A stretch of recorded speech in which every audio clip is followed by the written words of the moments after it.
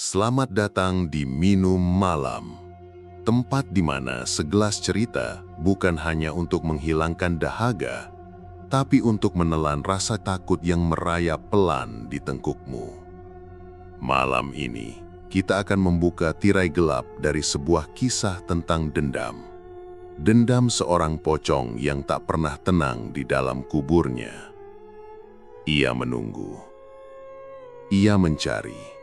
Dan mungkin ia sedang memperhatikanmu sekarang. Jadi, siapkan dirimu. Dan jangan pernah mendengarkan sendirian. Karena malam ini, kamu sedang minum malam.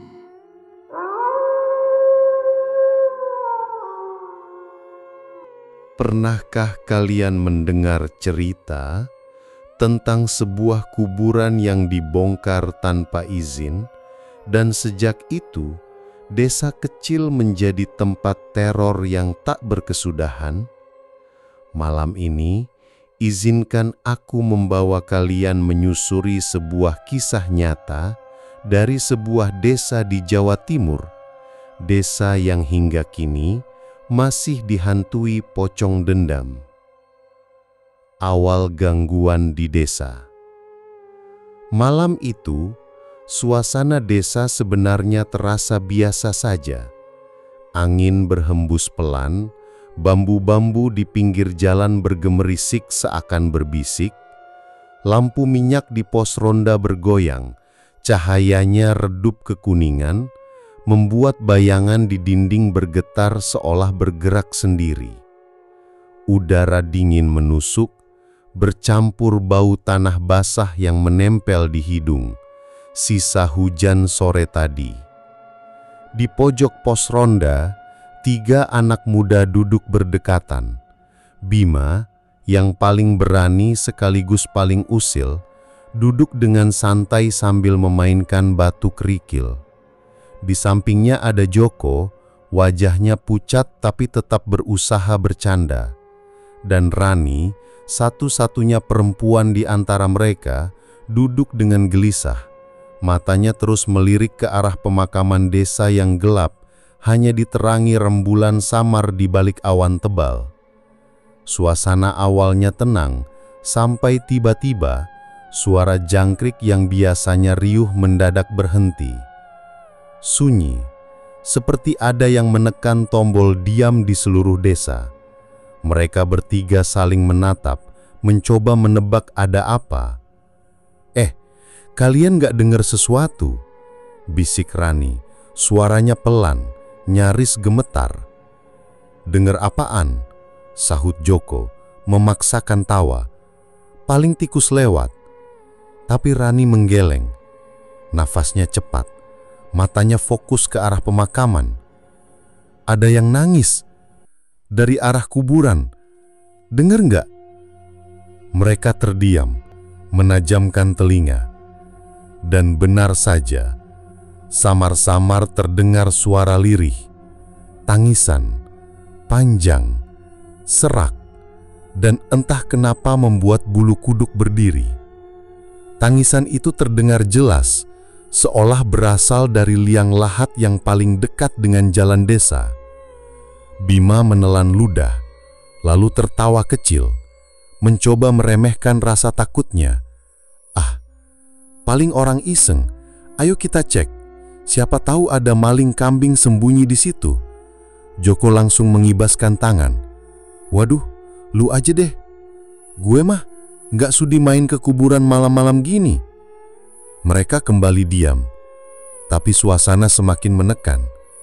Angin mendadak berhenti bertiup. Udara menjadi pengap. Dinginnya seperti menembus kulit. Dari arah kuburan, muncul aroma yang tidak biasa. Bukan sekedar bau tanah basah, melainkan bau angir, mirip darah segar yang baru mengalir. Rani spontan menutup hidungnya. "Aku nggak suka bau ini, Bim. Kayak ada yang busuk." Bima berdiri, menegakkan tubuhnya. "Kalau gitu, kita intip sebentar aja. Nggak usah masuk ke kuburan. Dari sini juga bisa kelihatan." Ketiganya akhirnya berjalan pelan, menyusuri jalan setapak yang licin.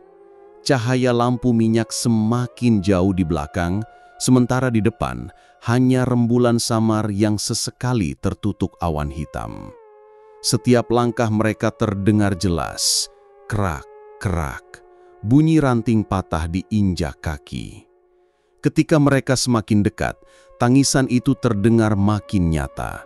Seperti seseorang yang menahan sakit, lalu sesekali berubah menjadi rintihan marah. Suara itu menusuk telinga, membuat jantung berdegup cepat.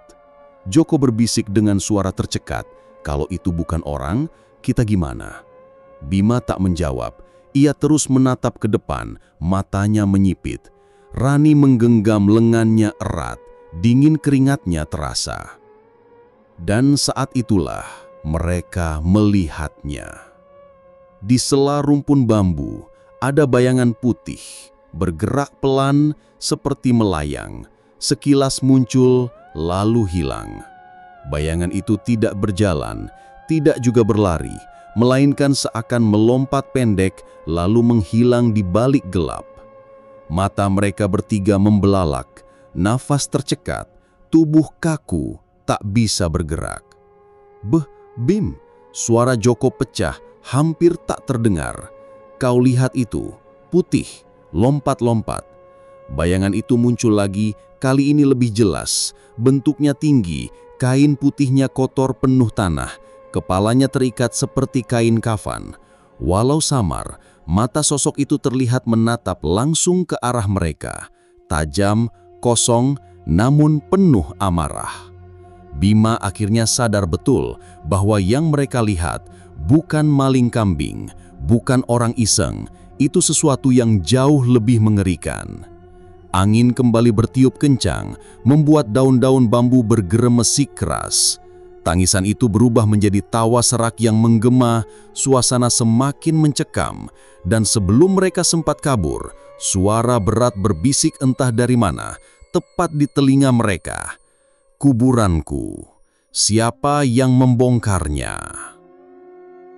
Malam itu, mereka bertiga lari sekuat tenaga, tapi sesampainya di pos ronda, mereka terdiam karena di lantai pos ada bekas jejak tanah basah berbentuk kaki yang terikat kain kafan. Teror pocong dendam. Sejak malam ketika mereka bertiga melihat bayangan putih di dekat kuburan, suasana desa tidak lagi sama. Warga mulai resah. Ayam-ayam mati mendadak di kandang. Kambing berteriak seakan ada yang mencekik lehernya. Dan setiap malam, selalu ada yang mengaku melihat sosok melompat-lompat di jalanan desa. Di warung kopi kecil dekat balai desa, warga berkumpul membicarakan hal itu. Suasana sebenarnya biasa saja. Lampu Petromax menggantung, asap kopi hitam mengepul, bau gorengan hangat tercium. Tapi di balik obrolan, ada rasa takut yang menekan.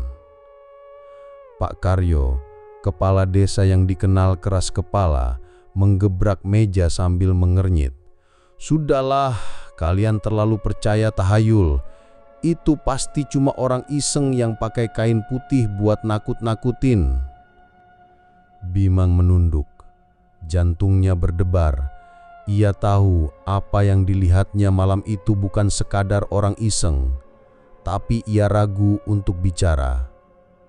Joko, yang biasanya banyak canda, malam itu hanya diam sambil memainkan gelasnya. Sedangkan Rani terus melirik ke jendela, matanya gelisah, seakan ada yang sedang mengintai dari luar. Malam semakin larut, angin masuk lewat celah pintu, membawa aroma aneh. Bukan kopi, bukan gorengan, melainkan bau kemenyan bercampur tanah basah. Bau itu begitu menusuk hidung, membuat beberapa warga spontan menutup mulut. Suasana mendadak sunyi. Dari luar terdengar suara duk, duk, duk, seperti sesuatu yang melompat di jalan berbatu. Semakin lama, semakin dekat. "Pak Karyo," bisik Rani lirih, "kalau itu bukan orang, terus kita harus gimana?" Pak Karyo hanya mendengus, tapi tatapannya mulai goyah. "Jangan bodoh, kita cek keluar, biar jelas." Warga saling pandang, tak ada yang berani bergerak. Tiba-tiba, bruak, lampu Petromax di langit-langit pecah berhamburan.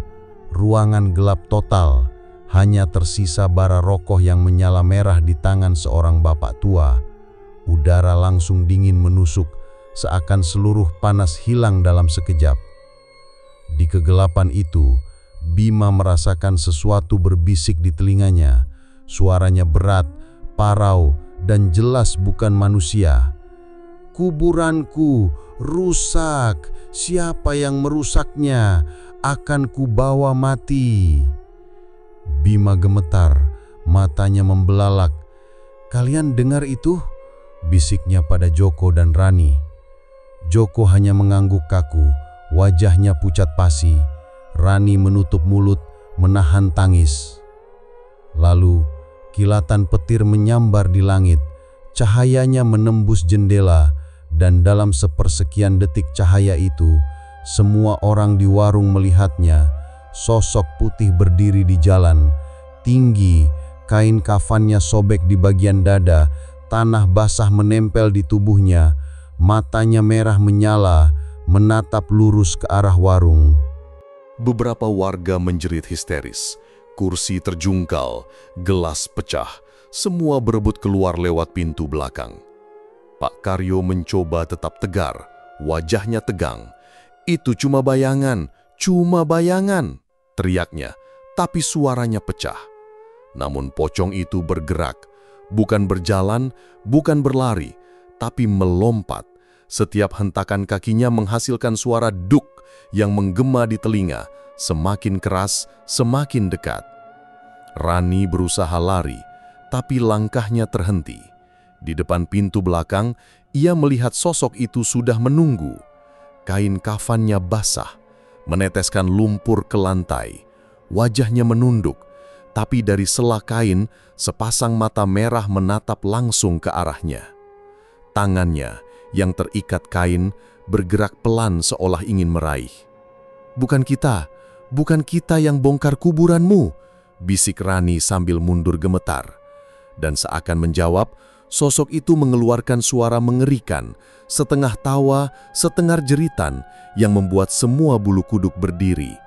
Suara itu memenuhi ruangan, bergetar di dada, hingga beberapa warga jatuh pingsan ketakutan. Bima menarik tangan Rani, menyeretnya keluar. Mereka berlari sekuat tenaga menembus kegelapan, hanya ditemani suara petir yang menyambar dan angin dingin yang menusuk. Tapi, entah kenapa, kemanapun mereka berlari, suara lompatan itu selalu terdengar mengikuti. Duk, duk, duk. Lebih keras, lebih dekat. Dan saat Bima menoleh ke belakang, ia terdiam, karena sosok pocong itu kini tak lagi jauh. Ia berada tepat di belakang mereka, hanya berjarak 2 langkah, melompat dengan mata merah menyala. Bima tercekat, kakinya kaku, tak bisa bergerak. Pocong itu semakin mendekat, dan tiba-tiba suara lain muncul dari arah hutan. Suara tangisan perempuan, panjang dan memilukan, seolah ada sesuatu yang lebih menyeramkan lagi ikut datang malam itu. Malam itu, desa benar-benar dicekam ketakutan. Hujan turun rintik, namun langit seakan marah. Petir menyambar berkali-kali, menerangi pepohonan tua di sekitar pemakaman. Jalan desa becek, licin, dan udara terasa begitu dingin, menusuk sampai ke tulang. Bau busuk yang tak tertahankan menyelimuti udara, bau seperti daging busuk bercampur lumpur. Bima, Joko, dan Rani berlari tergesa menuju balai desa, berharap bertemu warga lain.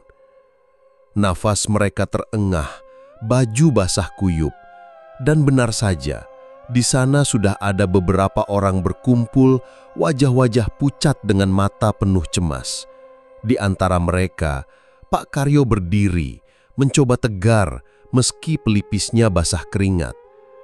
"Pak Karyo," suara Bima terputus-putus. "Itu pocong, dia terus mengikuti. Kita semua bisa mati kalau dibiarkan." Pak Karyo mendengus meski suaranya gemetar. "Kalian ketakutan berlebihan. Hantu itu nggak ada. Yang ada cuma orang yang nyebar cerita buat bikin kita takut." Namun Rani memberanikan diri bicara. "Kalau begitu, siapa yang bongkar makam Pak Wargo? Sejak itu, semua kejadian aneh mulai muncul. Jangan bilang itu kebetulan, Pak." Suasana hening. Semua mata mengarah ke Pak Karyo. Lelaki itu menggertakkan gigi, lalu akhirnya menghela nafas panjang. "Aku hanya ingin mencari harta pusaka," ucapnya pelan, nyaris tak terdengar. "Kata orang, Pak Wargo dikubur dengan benda berharga. Aku hanya ingin membuktikan." Warga langsung ribut, ada yang marah, ada yang panik. Joko berbisik dengan suara putus asa. "Ya Tuhan, jadi dia sendiri yang memulai semuanya." Sebelum ada yang sempat menenangkan keadaan, suara keras menggelegar dari luar balai desa. Duk, duk, duk. Suara lompatan itu menggema di tanah basah, makin lama makin keras. Pintu balai bergetar hebat seperti digedor dari luar. Lampu-lampu tiba-tiba padam, gelap gulita.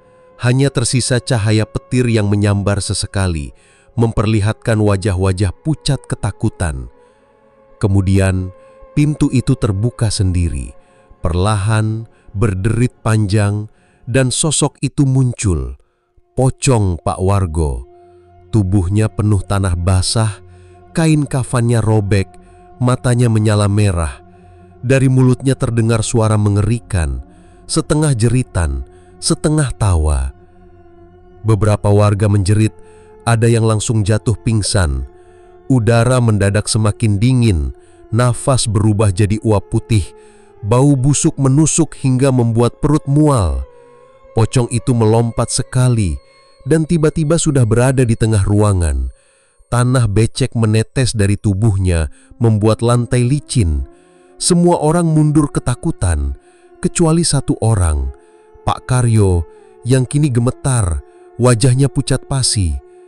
Jangan ambil nyawaku, aku hanya butuh uang," teriaknya, suaranya parau, penuh rasa bersalah. Sosok pocong itu menoleh pelan ke arahnya. Dan entah bagaimana, dari mulut yang tertutup kain kafan, terdengar suara berat bergema. "Dosa tak termaafkan.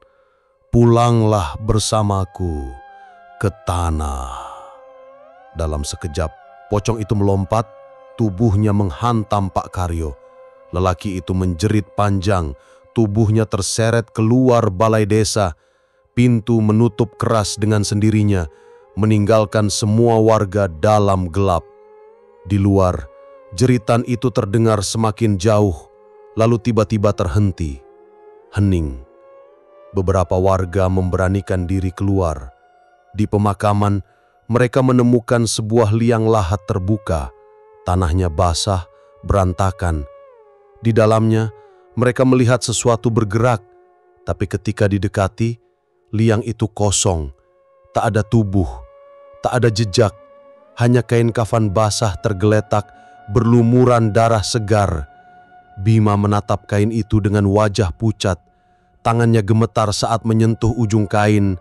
Bau anyir langsung menusuk hidung, begitu kuat seakan berasal dari darah yang baru mengalir. Dia benar-benar membawanya pergi, gumam Rani lirih hampir menangis. Semua warga ketakutan.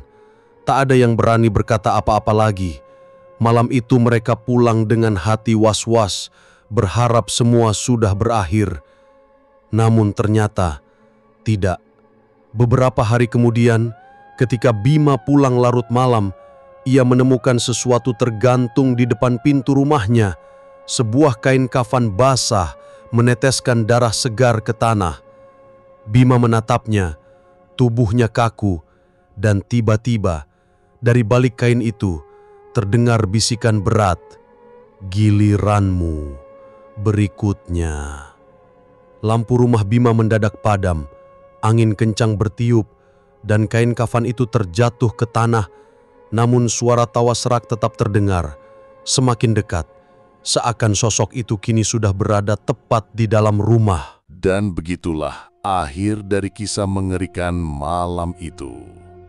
Dari cerita ini, kita belajar bahwa tanah kubur bukanlah tempat untuk dipermainkan. Setiap jasad yang sudah dikuburkan harus dihormati, karena mereka yang telah tiada tetap punya hak atas ketenangan. Dan bila ketenangan itu dirusak, dendam bisa jadi jauh lebih mengerikan dari yang bisa kita bayangkan.